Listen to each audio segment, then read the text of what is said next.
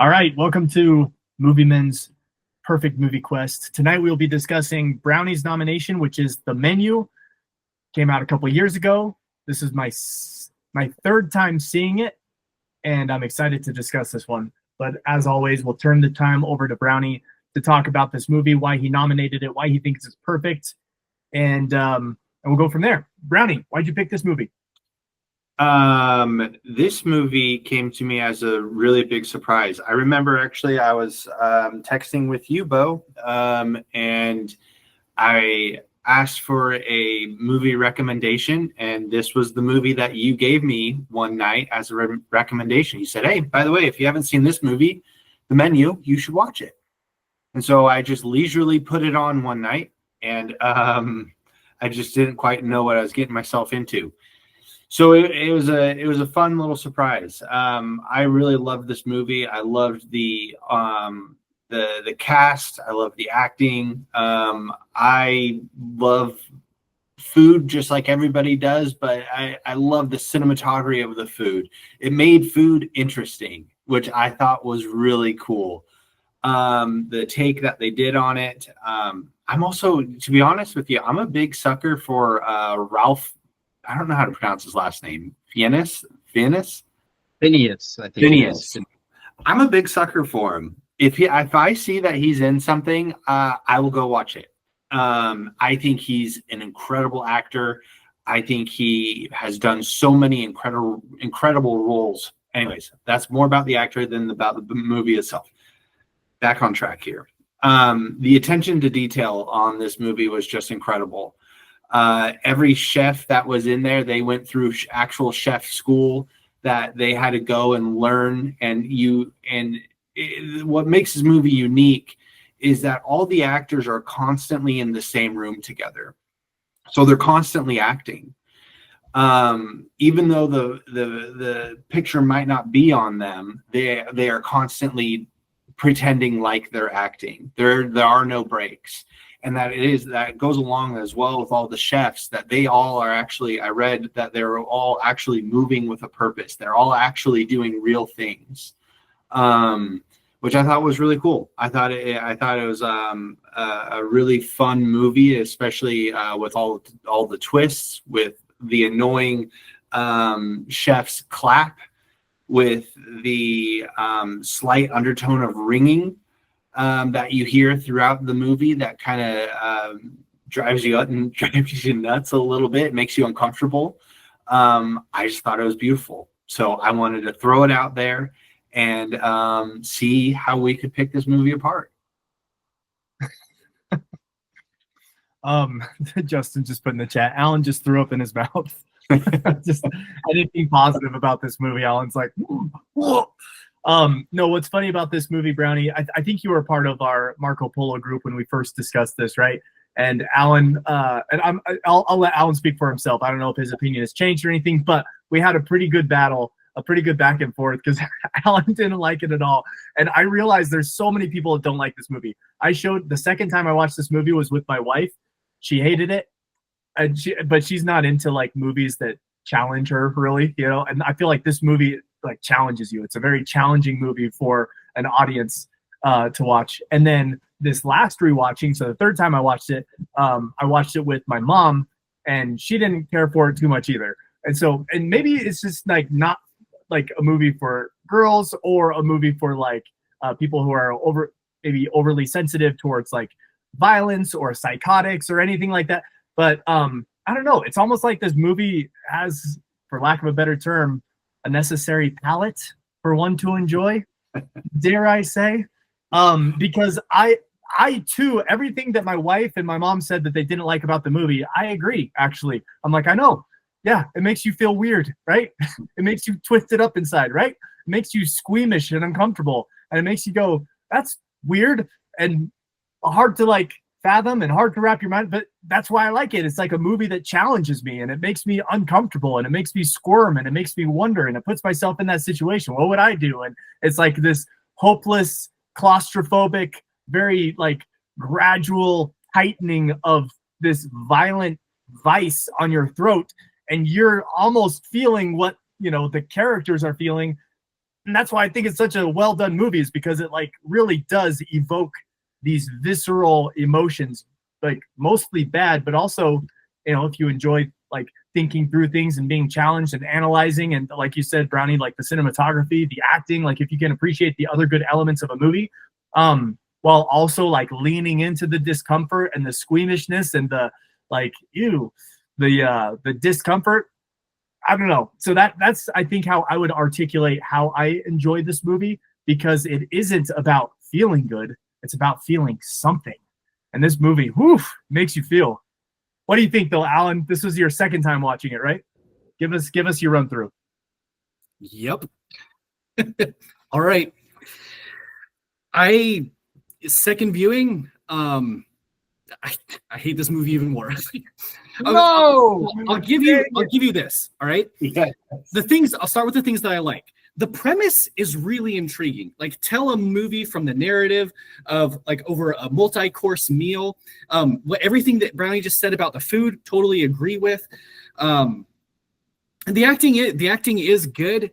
Like the behind the scenes stuff that Brownie was just talking about, I didn't know. I think that is really interesting. And I think I love it when a cast gets behind, the project and like get themselves involved in it.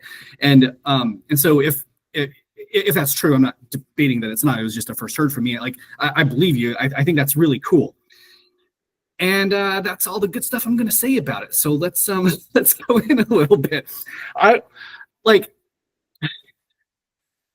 Oh man. All right. My problem is that the story is garbage. I hate there's nothing compelling about the story to me. And this time as I was watching it, I was like, I had an epiphany. And I was like, oh, that's really interesting. Okay, I can't be the only one that had this thought. And the thought is, this movie is this movie is propaganda for Marxist communism. And I was like, as the movie started to go on, I was like, no way. I can't be the only one that had this thought. Like, you take a poor and lowly escort worker from the working class of society who is tricked and forced by her societal superiors to participate in an activity that will ultimately kill her. Then we watch as this proletariat prostitute successfully outsmarts the superior class of bourgeoisie elitists, the elitist capitalists, to their ultimate demise. And then she rides off into the sunset, free from the shackles that society has put her into. It's literally like the writers of this movie like opened up the Communist Manifesto and said, I can do this. Now, I'm leaning into that now because I did a Google search and I was like, I can't be the only one that thinks this way, and I'm not. This is there was a litany of like articles that talk about the same kind of thing from the leftist media. They praised it like it's a social commentary on capitalist consumerism. I was like, okay, that's just a nice way of saying that it's pro-Marxism. So first of all, here, I hate this movie because it tries to force feed me an ideology that I fundamentally disagree with. Now, I don't mind having my worldview challenged. For example, the Texas Chainsaw Massacre did the same kind of thing, but the messaging was better. The messaging was better. They did it better. I don't particularly care for that movie either, but I understand the motives and the messaging was delivered in a meaningful way that at least connected with the protagonist of the movie. This movie didn't do that for me. Like it didn't challenge or offer a compelling argument against or to challenge capitalism. It just kept telling me that it was bad. Like the guy I don't remember anybody's names. The guy who couldn't remember a good meal, right? Like he couldn't remember a single good meal from Chef. So because he was overly indulgent in his consumerism, that means he's worthy of death or something, right? Like, or Nicholas Hoult, Beast, his character, like you're a poser who admires the world that Chef lives in, but you can't cook yourself, so you should go kill yourself, right? Like if you, by comparison, that means any of us who consider ourselves cinephiles and are critiquing films, literally that's what we're doing right now is critiquing films. Just because I can't make a film, therefore I should go kill myself because I enjoy consumerism. Like, give me a freaking break. Like, because I'm gonna stop you right there, Al. I don't think this movie's that deep. I like that thought didn't cross my mind once. And I think you're so deep in your philosophical, like you understand a lot about communism and Marxist manifesto. It might be that you were reading into it and all other people in those articles that you were talking about were also reading into it. But that'd be like saying that like, oh, Star Wars is just a subtle messaging about colonialism or whatever. Like you can find like a political or social message that you want to extract almost out of any piece of art. I feel like movies are designed like we weren't watching a documentary. We weren't even watching an allegory. I feel like we were watching just a very creative movie that had nothing to do with communism. So, fine. If like I can get behind that and I can put some things aside. I'm trying to identify the reason why I didn't like this movie. Like there's something that just it wasn't just like an ick. It wasn't like the movie made me feel uncomfortable. I was like, I don't get it. Like, I don't get what is it you're trying to tell me? And that was the message that I got from this movie is that you're an evil person. What were you trying to get from Fight Club? I'm not talking about Fight Club. I'm talking about this movie. I understand. I understand you're trying to make like, any movie that has like a strong social commentary. Like I watched Fight Club and I'm not like uncomfortable because of violent anarchism was like the subtle messaging behind that movie. I like that movie because it challenged me and there's good acting, good cinematography, good story, and it kept you and engaged. You can relate to the characters. I related to nobody in this movie. I related to Margot. Margot in the movie that I related to. This movie is designed to have you as the audience member go into that situation with Margot. She's the protagonist. She's the one through who's. And I don't relate to her either. She's the normal person. Everybody else is fanatical. That's the problem. Yeah, and so that's what's fun about it. Because I'm a male gigolo by night. And like, how would you handle that situation, or what would you do in that situation? You're like living that through Margot. What were you saying, Justin? I'm a male gigolo by night, so I can really relate to her. And my clients just asked me to go to these weird restaurants. Totally normal person. Yeah, I absolutely relate to that. No, see, but that's the problem though, is by the end of the movie, I was like completely disinterested. And the second time, even worse so. Like I didn't care about anybody. There was the stakes were gone. Like I had zero connection here to a single character in that movie, and I was bored.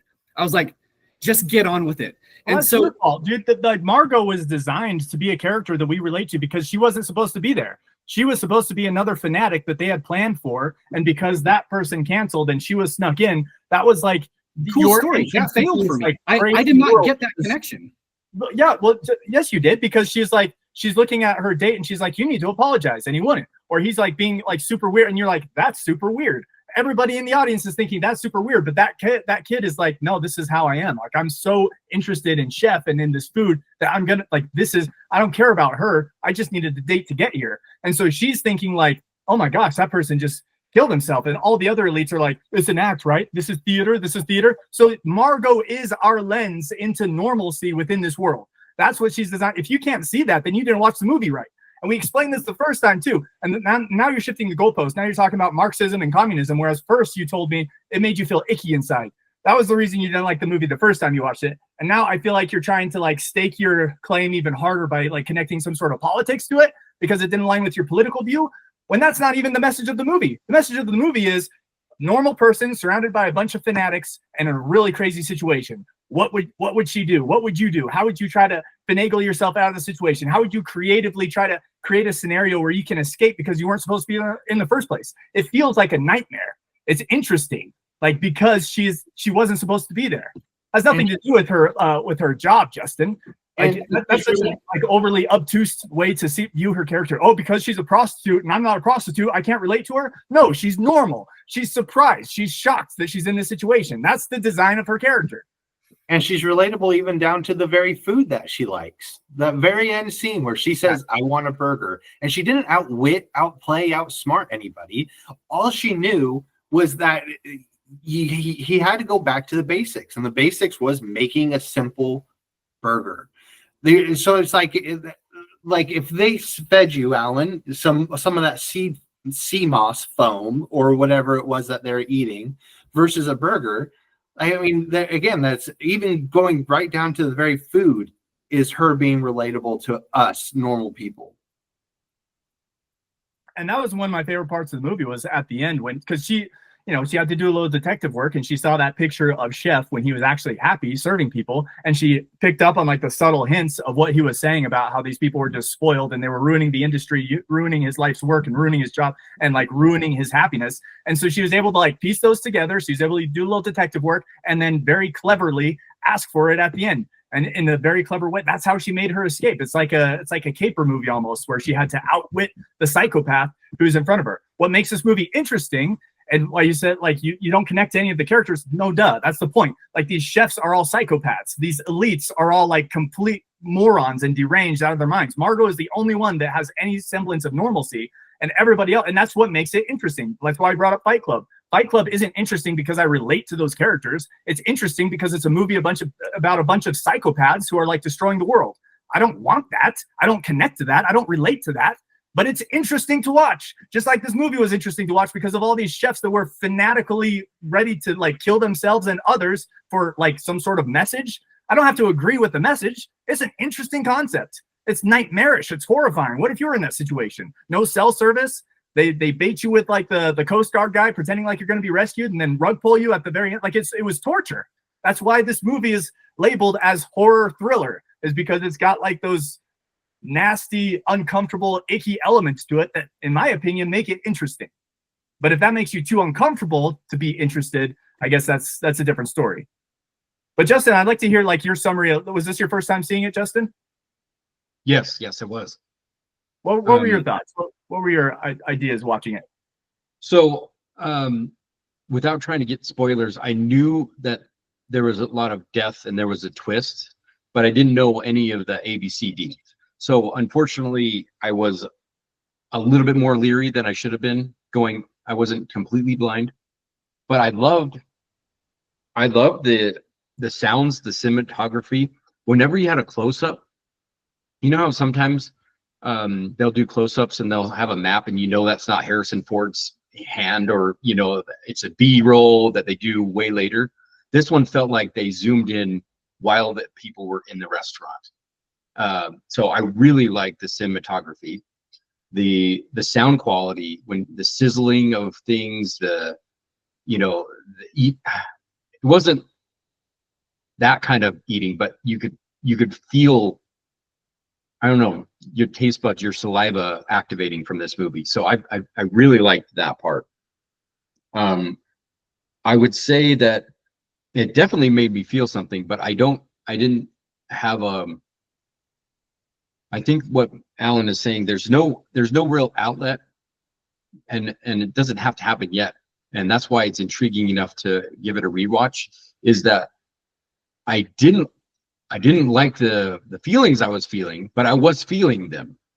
And so I think to get a rewatch would probably force me to go, what can I change in my life so I don't end up like any one of these characters and be like a cheeseburger eating prostitute at the end of my life. That's what I wanted. That's what my goal is. I really thought great acting, and there was definitely something off about we'll just call him Beast. I'm like, nobody's this a sycophant. Like, this is way over the top. And when he got into cooking, and I was like, oh, this is going to be a dynamic. And when he could just make crap, because when I saw his face when the chef ate it, and he's like, yeah, this is terrible. And then it shows the menu, like undercooked lamb, blah blah blah blah, and then it's like super bad or whatever it was. It was pretty comical. But this is where it breaks down a little bit for me. The suspension of disbelief is like to Superman levels, because you have to think that this chef had brainwashed every single living person on the island, plus the other guy on the boat, the Coast Guard guy, plus all the guests. And now they do have a line in there like, think to yourself why you didn't try harder to escape, if you knew that this was happening to you. Deep down you want to kill yourself. And so the whole premise of everybody Harry carrying themselves for an ideal that wasn't fully explained, and this is the crux of the thing that I'm missing, and maybe you guys can help me out. Not Alan, because he's already out. Is there was no snap. We didn't get the snap of the chef. Now he explained, like, I had this idea, this diabolical plan to kill all 12 of you because you were my number one customers that I just wanted to kill, and I did up my research on you. But it also made all of the characters in that room, besides Margot, two-dimensional characters. It's like, I'm sorry, but if I have a life and death situation, they let me escape, and I didn't start doing guillotines and guerrilla warfare and just start, like, they're going to kill me anyway. I'm going to start taking him out and then going Jack Bauer on their keisters, or, choose your action hero.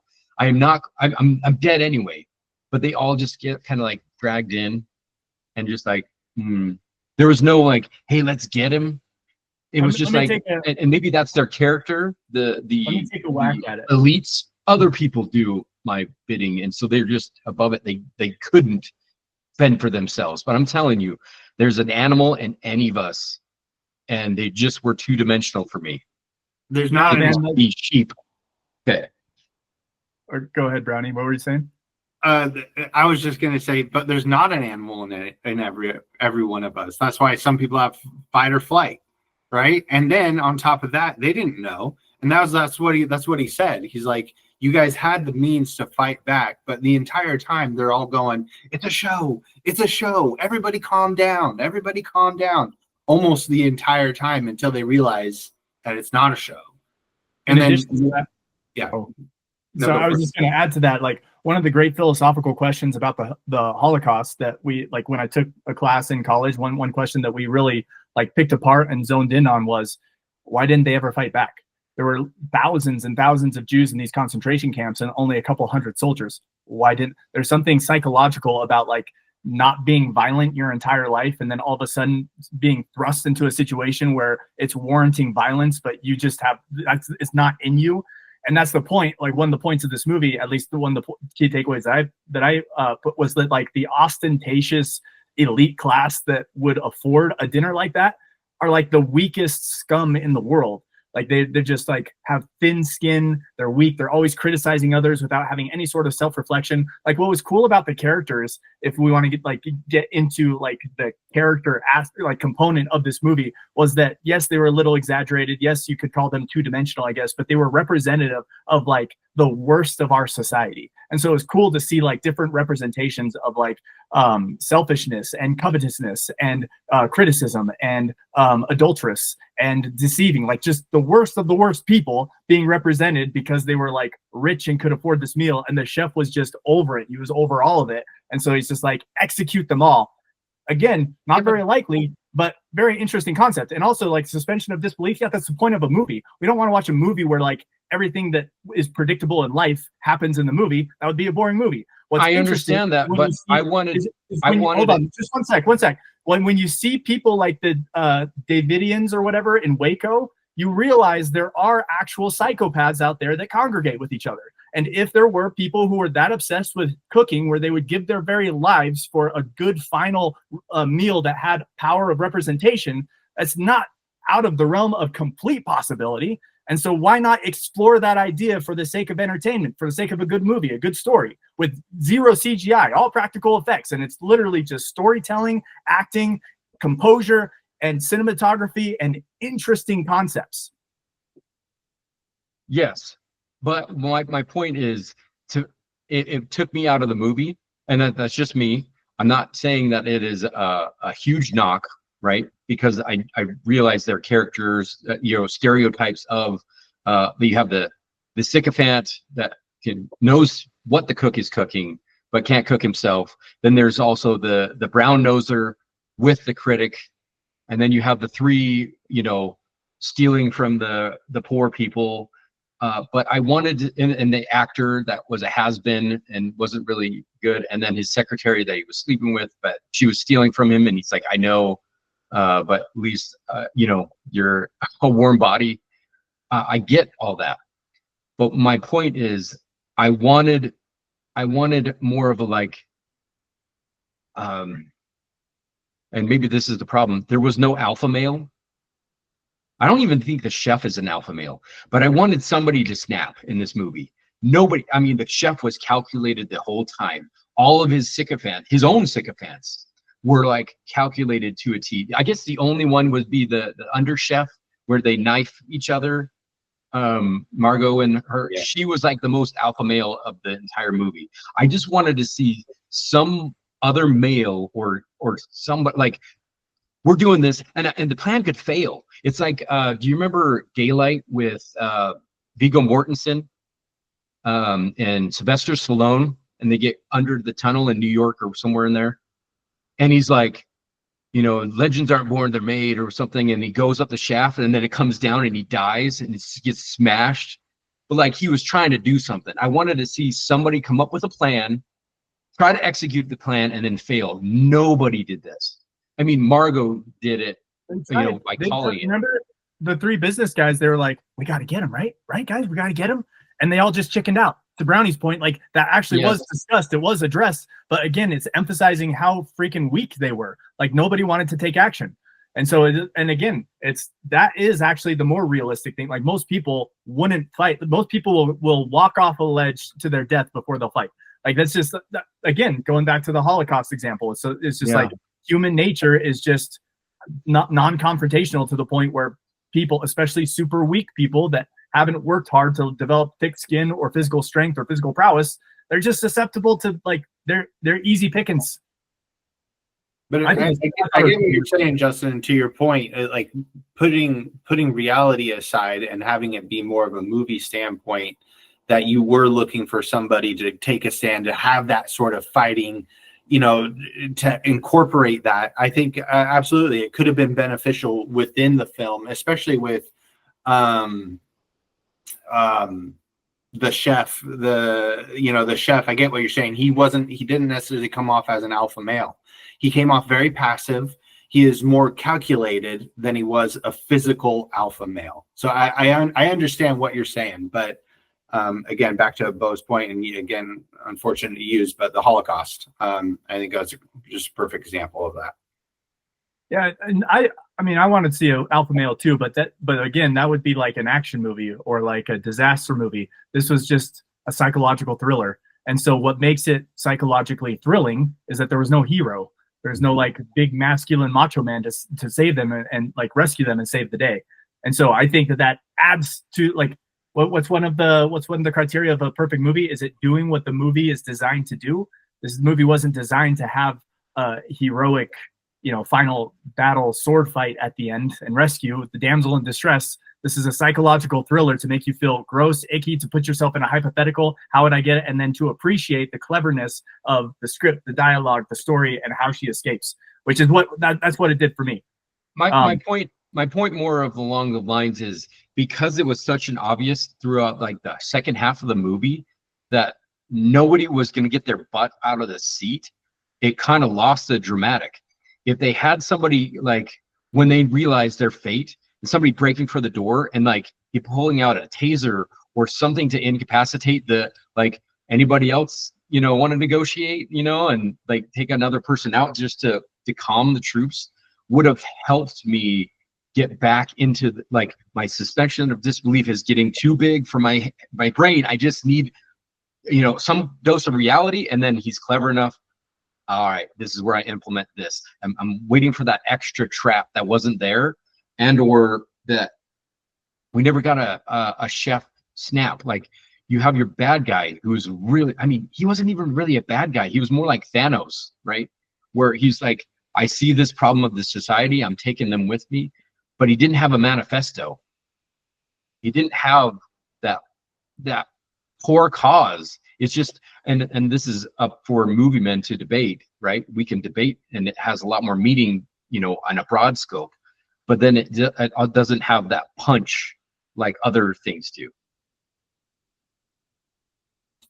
I was personally punched at the end of the movie, where it's just like, I've never seen anything like that before. And again, I really appreciate like the simplicity of it. I love movies like maybe Ex Machina is not a good example, but I love movies that feel low budget and high budget at the same time, where it's just like they took really good care of the details that they had to work with, but at the same time it's like there wasn't explosions, CGI, a bunch of like CG characters and huge set piece and grandiose air beams or anything like that. Like this was just, again, it felt very claustrophobic because for the majority of the movie they were just in the kitchen and it was just getting tighter and tighter, and you had those discussions of, should we jump them, should we do something, we got to do something about this, right? Hey, like what's actually going on here? Like I feel like it's actually so realistic in modern day 21st century 2025 America. Most people are like that. Like my mom's like that. My mom would be like trying to negotiate with them and be like, you don't have to kill us. Like we should, like, that's what normal people do. We all like to think that we'd be like these macho superheroes and come on, let's get them. But again, the movie addressed that. Those three business dudes that were the macho guys all chickened out at the end. They're just like, they just walked straight to their deaths, which I think, again, is not only realistic, but psychologically thrilling. And I do, and Justin, to talk about the manifesto, I agree. He didn't necessarily write out anything, but I do think what the big impact was is he was a world-renowned chef with world-renowned people in there, and maybe not world-renowned, but high-profile people, including his own manager that he had, or I guess whoever was offering him money, giving him the money, funding him. He ended up killing him, and then he ended up blowing himself and all those other people up to hopefully start that wave of conversation going forward. So it might not have been a written manifesto, but I think it was like more of a symbolic jest. Yeah. So that's how I interpreted that. I completely disagree. Who outside of the people that were in there witnessed it or saw it? Like from like any reporting that would have happened would have been like, oh, there was an accident, like the kitchen blew up while a bunch of people were inside it. There was no messaging coming out from that at all.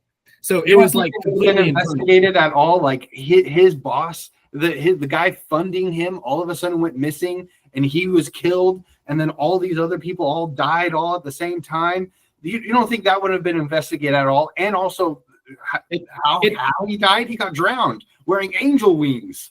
No one would have investigated that. That's a good point. Yeah, they would have investigated like certain other islands. Nothing to see here, nothing to see. I was just about to say it would turn into a conspiracy for sure. But part of, and again, maybe I'm just like being an apologist, just being an apologist. But again, I honestly think, if I'm being introspective, I honestly think that I like that about the movie, that it was kind of this very intimate message where he wasn't like proclaiming to the world. They weren't like streaming it live online for the world. It was just like these particular people he despised so much that he's like, hey, I'm going to kill myself and I'm taking you with me. Like that to me is like a psychopathic concept that is really interesting. And the way that the chef delivered like his lines, like I love his opening speech where he tells them not to eat, but to consume or whatever, whatever he said. And like, I love the way that he delivered. And again, his like every course of the menu gets more and more harsh until they realize what's going on, and then it just gets totally harsh, and he's still just so intentionally calloused to people's complaints, the guy getting his finger chopped off. Like the chef is just unbothered by it all, and he's over there talking to his mom, kissing her cheek or whatever. It's just weird, and you could tell he was just over it. He's like, oh, this is the last night of my life. And so you get like the rawest, weirdest version of this professional chef, like whoever the writers of this movie could conceive of.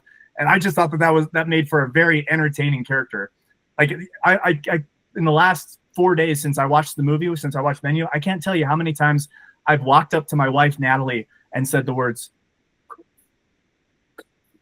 cook.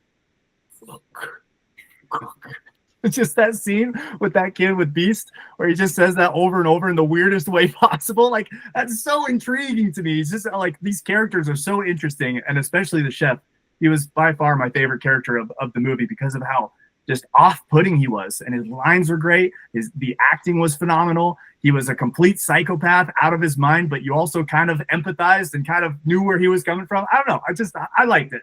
But again, not everybody's cup of tea per se. Sorry, I'm just reading the comments. Justin saying that his mom's getting plastered because she knew it was her last few hours. The script prose was excellent.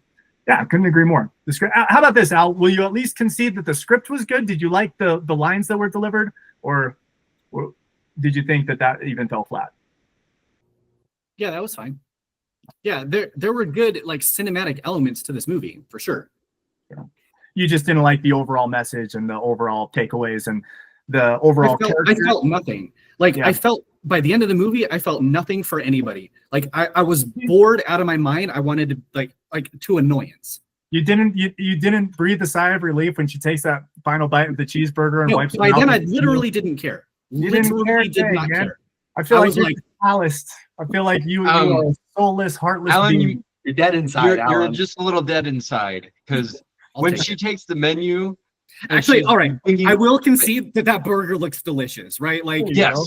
But when she takes the menu, his life's work of all their death course, and she just uses as a napkin, throws Again, the symbolism. Yeah, I thought that was, I didn't notice that the first time I watched, but the second time I was like, oh, that's cool. She's like wiping her mouth with the garbage that is the menu that you just experienced. Like, I don't know. Again, it's not like.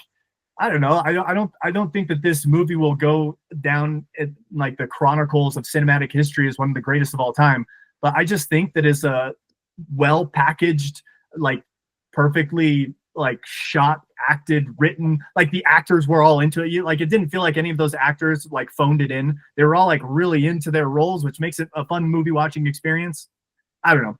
But again, it's obviously there is a huge element of movie watching that is subjective. And so we can only argue so much and articulate so much, but if you didn't feel it, you didn't feel it, and that's part of the game. So you said that the burger looked good, but that's it. You said the burger looked good, and there were good cinematic elements, and those are the positives you're going to give it. Al, anything else? Any other positives we can squeeze out of you, or is that it? Yeah, I said it at the beginning. Like the way that Brownie started this conversation was good. Like the reason I wanted to watch this movie in the first place was because I thought like I saw like a short teaser trailer, so I didn't know very much about it, like going into it. But I was like, oh, they're telling a movie like in the form of a course of meals. Like that's really creative. That is. It just fell flat for me. Well, to each their own. What did you guys think? This is my final question. Then, if you guys have more to talk about, you can. But for whatever reason, my wife and also my mother both criticized specifically the final course. They didn't like because what my wife said. She's like, all the other courses of the menu were like so fancy and so like posh and just so high class, and then like the last one is like a s'more, and I'm like, that's what bothered you about it? Is like the like the prestigiousness of the dessert? Like he explains it. He's like, it's manufactured. It's garbage. It's terrible. It's like it's like whatever, everything fake in the world, and that's what I'm giving to you, all of your bullshit, and then puts it on him. And he even the chef goes out in the worst dessert possible. Like, I mean, s'more is actually the people's, right? It's the poor people's dessert, but it's fitting. He's like, this is what it's amounting to, and he explains the graham cracker, the marshmallow. He calls it its technical term is, and like cheap chocolate or whatever. And the floor was gorgeous. Uh-huh. So as far as like, if you just put this movie on mute and you just looked at it, it'd be a really cool painting, like a painting emotion. Yeah. Also, like the restaurant itself, I thought like the aesthetics were just super cool. Like it's a like I would want to sit. I mean, it's got those big windows that looks out to the open ocean. I was like, that's a nice restaurant. It's kind of nice to look at. But yeah, that's what I tried to explain to my wife too. Is I'm like, there's layers of symbolism there. It's that like he used the crappiest ingredients for the crappiest dessert for the crappiest people, but also it's like everything else was so high level and posh, but s'more is like something poor, that's like poor people's food. And so it was like a nod to like the everyday common man as well, that like it's the everyday common man's dessert that's going to kill these super high class, rich, posh people think that they're better than you, like scum of the earth.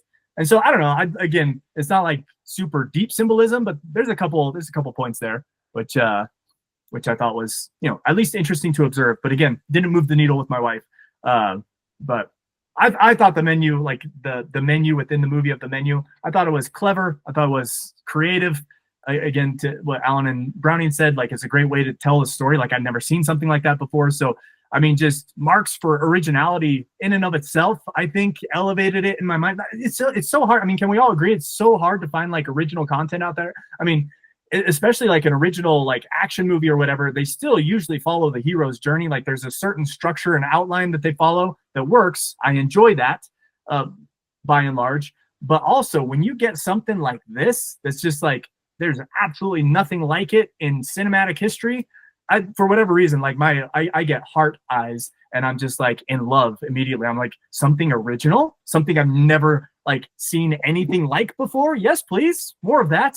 And so I don't know. I think that's what elevates it a lot for me as well.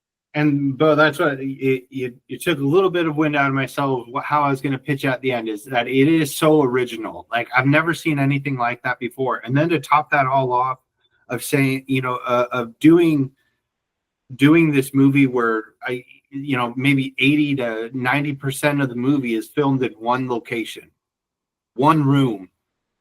And again, can't speak for Alan because Alan was bored out of his mind, but I wasn't bored in that single room, and I was intrigued. And again, it's even, to add onto our list, it's rewatchable.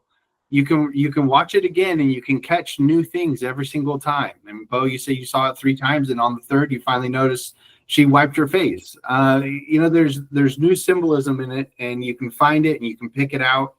And again, for me, it's a riot to watch. And the actors, you can just tell they were involved, and they loved it too. So for me, that makes it a perfect movie. Well, with that, let's go ahead and cast our votes. I mean, if Drew hops on in the next 10 minutes, we can give him the floor. But if not, I'll just get him to give his next nomination on Polo, and then I'll splice it in. So I'll start. Let me think if there's anything else I want to say about this before we close the book. I said the cook thing for whatever reason. That is so funny to me, and my wife rolls her eyes so hard. I just tell her to cook and emphasize both the C and the K, just incredibly obnoxiously. Feel free to do it to your wives; they'll love it. But other than that, yeah, I just first time I watched this movie, I raw dogged it, didn't see a trailer, didn't read a description, nothing.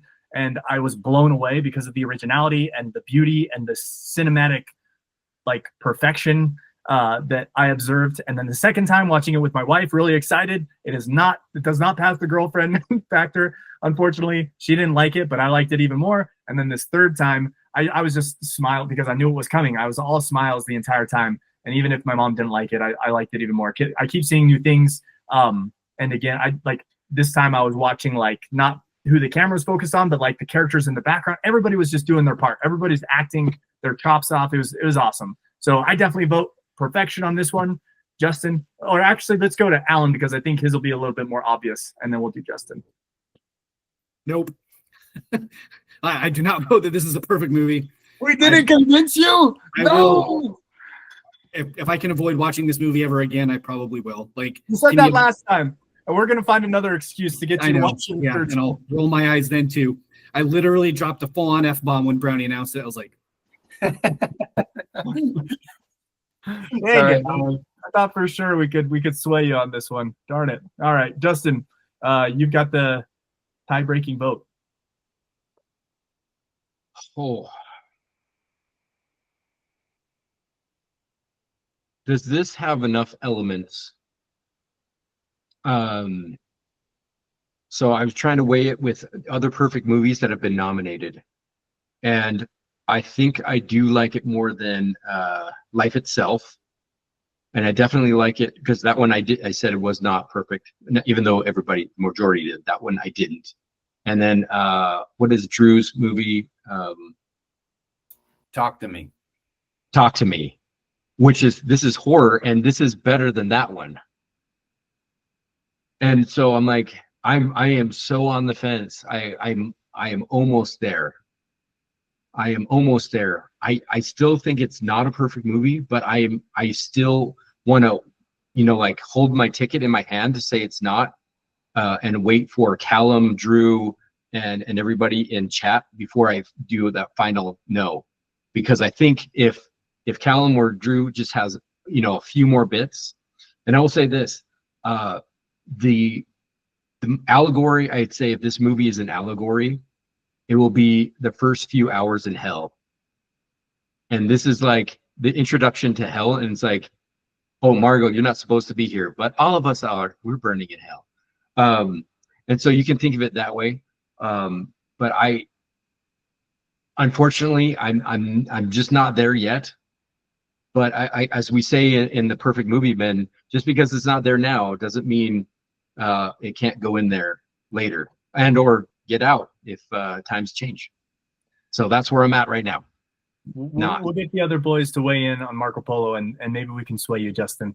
But appreciate your honesty. That's what makes this fun. Is if Alan just folded because he felt the pressure, that wouldn't make it any fun. So I'm glad you drew a line in the sand, Al. You stuck your stake in the ground. You made your points. They were wrong, but you made them. And then Justin, I appreciate your honesty as well. You guys can just admit that you're commie loving leftists, and we'll just go from there. Like I'm okay with that too. Nobody thought that when they watched the movie. Nobody's thinking communism. Get out of here with that. I didn't even go there. I had to like. I thought when the thought hit me, I was like, "Am I going too far? Am I like a loony here? Like, am I, like you said, shifting the goalpost? Like I was trying to pinpoint the reason I didn't like it, and so that's why I went to the internet. I was like, strength in numbers. Like I was like, oh, okay, I'm not the only one that thought this. Okay, I'm not just out of my mind. Dang it, man! I thought for sure I thought this would be one where you're like, the second time, now that you knew what to expect, I thought that, but nope. Unfortunately, no. That's fine though. We will hash this out with the other boys on Marco Polo. I will splice in whichever ones make the most sense. Drew just texted. While you're reading that, Bo, really quick, strike a question to you guys. That scene where he let all the men run and try to go find help. Do you remember this scene? What would you guys have done? Because if you would have ran and you would have left your wife behind, you would have known she would have died. But if all the other men ran away, there's no chance that you're going to be fighting all those other men that are there by yourself. So what would you have done? Would you just said, I'm just going to die here with my wife and this is that, and not try to go find help? Or would you have tried to run away? I want to think that I'm die hard and that, yes, I'm in a bad pickle, but even if I'm shoeless and bleeding, if I could get one of the guards and their gun or their, the kitchen knife or something that they had, that you could try to do something that way. This is one of those scenarios. It's weird, but I played in my head going, maybe it's all the 24 I watched, and Jack Bauer I have to get like out of these no-win situations where everything is the wrong choice. But that would be the only thing I could think of, is that if you don't survive, if you don't find a way to hide and or take out a guard or two, then you were just going to die anyways with your wife. Sure. So this, right, part of the messaging of this movie is the commentary on the weak beta males that permeate our society today, right? So the movie itself, or the characters in the movie itself, were never going to power their way through anything. But it's an interesting question for you to ask this group. Do we not all have some skills? I'm quite handy and capable with a gun. If I get my hands on a gun, I'm going down swinging. You know what I mean? Or a kitchen knife. Or a kitchen knife, right? Or a table chair or a plate. Yeah. I mean, the thing is, yeah, again, the point is, like, this movie wasn't about them inviting a bunch of like rednecks from Alabama to dinner. That's the scenario in which we would have seen it play out, where like they really do jump him, and like if he kills two of us, he can't kill all of us type of thing. But again, I think part of the social commentary of this movie, if you want to call it that, is just like the weakness of the elites. Also, maybe, a few lines fixes a lot of these issues I have. Like him saying, I've read your profile. Like, I know your bank accounts. I also know that, you guys are beta males, basically. And that you're just going to let me do this. And you're going to play it out to see if I'm kidding. That kind of line would have fixed that, the scenario right there. But I feel like they tried to throw the chair through the window and it didn't work. They planned to jump the guy, and I felt like the movie did enough to like nudge you and be like, yeah, that was on their mind, but they're all too chicken to do it. Or the glass is bulletproof and they can't escape.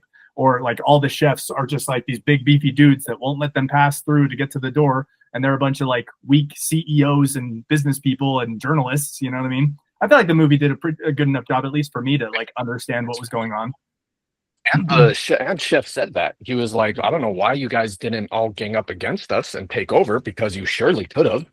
Yeah. And so you might have already addressed that, but he was like, that was a little backhand way of him saying, that is a okay. good point. Yeah, he's just rubbing salt in their wound. He's like, you guys are so weak. You can't even overpower it. Like, I feel like the movie addressed it. Drew, real quick, while we have you here, we just did all of our votes. I won't tell you who voted what until after you give yours. But doesn't matter. What do you Perfect movie. Absolutely love this movie. This movie was on my short list to watch if nobody else was going to pick it. So I love the movie. I watched it. I watched it again, and I was trying to be a lot more, give it a lot more scrutiny this time, and I actually loved it even more this time than the first time I watched it. So it's even higher on my list. Perfect movie. Anybody who thinks otherwise needs to rewatch it and then reassess their own lives, because it's absolutely amazing. But I'm gonna that. Sorry, I couldn't be here for the whole thing, but I'll drop my new movie. This one, my brothers know, because after I saw it, I got onto like a brothers chat text and I said, "Why hasn't anybody told me about this movie?" And I got a couple like trickle in remarks like, "Oh, I thought I did. Oh yeah, it was a good movie." And I was like, if you haven't seen this movie, stop your day job right now and go see this movie. It is a perfect movie and it blew my mind. And so I want to bring it forth to the class. And that movie is called Everything Everywhere All at Once. And and I'm super bummed out that I'm not going to be able to rewatch it. I've only seen it once, and I've been saving it to watch in my theater, which I can't do for this one. So I'll watch it like the rest of you on a normal TV, and then we'll talk about it in 2 weeks, and that's the next movie. Drew, can I say how relieved I was when you said all my brothers will know this movie? And I was like, thank goodness we're not watching another horror movie. Saw 12. That is my next one. No, it's Everything Everywhere All at Once. I mean, I'm not gonna give any spoilers, but I think we've all seen it, but it's so much of a perfect movie. I don't care if you saw it yesterday, it's due for a rewatch, because that's how much I believe that it's a perfect movie. So that's my movie, and I've got a jet, but the Menu perfect movie. I'm excited to listen to the conversation, and then we'll reconvene and discuss why Everything Everywhere All at Once is a masterpiece. Awesome. Thanks, Drew. Love you, man. It's true. As for the rest of you guys, cool. We'll reconvene again in 2 weeks. We will watch Drew's nomination, Everything Everywhere All at Once. And between now and then, hope you guys stay busy watching those movies. Nice. How was that for an outro? That was good. It's good. Okay. Maybe a little back. Oh, a little bit Got more. a little caught off. I'll work on that. I'll pull it back a little bit next time. Yeah. I'll work on my catchphrases too. That was a little weak, but it was off the cuff. Give me a little grace. It could come in Shove stronger. popcorn in and movie out. Nice. That's good. That's Pretty good. good. Yeah, I like that. I like that. And it fits well with your like mohawk thing you got going on too. It's a little rock and roll. I love it. Cool. All right. Well, I love you boys. Thanks again for jumping on. Peace out. Love you Good night, guys.